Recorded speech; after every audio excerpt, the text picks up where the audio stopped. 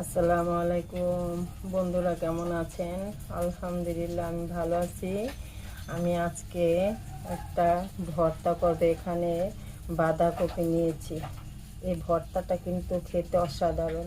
এখানে বাঁধাকপি নিয়েছি কিছুটা সিম। এই যে সিমগুলো হচ্ছে কিনা, আর আমার গাছের মধ্যে 4টা সিম পেয়েছি। এই সিম নিয়েছি 4টা, আর নিয়েছি সাথে 2টো টমেটো। এখন আমি এগুলো একটু হলুদ আর লবণ দিয়ে সিদ্ধ দিব। দেখুন, গরম পানিটা বসিয়ে নিয়েছি। এখন এই পানির ভিতরে একটু হলুদ দিয়ে দিব অল্প করে, আর দিয়ে দেব সবগুলো সবজি, কপি আর হচ্ছে সিম, টমেটো দিয়ে দিলাম অল্প পরিমাণে লবণ। এখন এটা আমি একটু নেড়ে চেড়ে দিয়ে ঢেকে রেখে দেব। একেবারে পুরো ভালো করে সিদ্ধ করে নামিয়ে নিব। দেখুন, সিদ্ধ হয়ে গেছে, আর টমেটোর ছিলকাটাও কিন্তু উঠে গেছে। এখন কিন্তু এটা হাত দিয়ে উঠানো যাবে। ছিলকাটা এইভাবে টান দিলে উঠে গেল। এখন আমি এটা একটা চাটনির সাহায্যে এটা ছেঁকে নিব। এভাবে ছেঁকে নিয়ে আমি ঠান্ডা করতে দিব। দেখুন, উঠিয়ে নিয়েছি।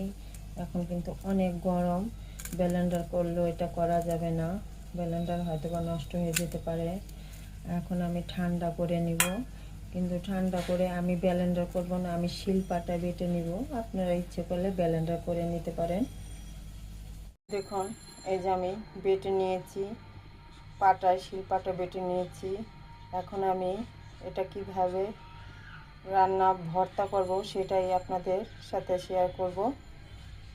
এখানে কড়াইটা বসিয়ে দিয়েছি, আর দিয়ে দেব একটু সরিষার তেল। আর ভর্তাটা কিন্তু সরিষার তেলেই করতে হবে, তা না হলে খেতে ভালো লাগবে না। সয়াবিন তেল দিয়েও করা যায়, কিন্তু খেতে ততটা ভালো লাগবে না। দিয়ে দিলাম একটু কালো জিরে, সাথে দিয়ে দিলাম 2 থেকে 3টি শুকনো মরিচ ছোট ছোট করে কেটে নিয়েছি।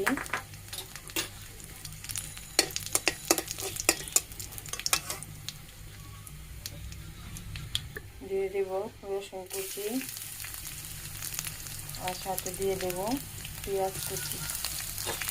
এটা ভালো করে এখন ভেজে নেব। এখানে কিন্তু কোনো মশলা দিচ্ছি না, এখানে খালি আমি শুধু একটু ধনিয়া গুঁড়া দিচ্ছি। ধনিয়াটা একটু তেলের মধ্যে ভেজে নিব, আর কোনো মশলা না।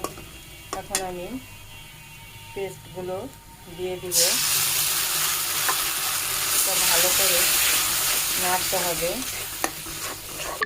আমি যে লবণ দিয়েছিলাম ওই লবণ কিন্তু হবে না, কারণ পানিটা তো ছেঁকে ফেলে দিয়েছি, তাই আবার একটু লবণ দিয়ে নিলাম।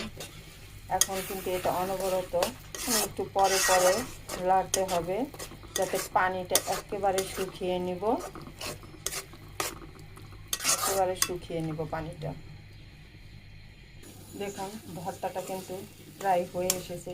এখন আমি লাস্ট পর্যায়ে দিয়ে দিব ধনিয়া পাতা। আর ধনিয়া পাতা কিন্তু না দিলে স্বাদই হবে না।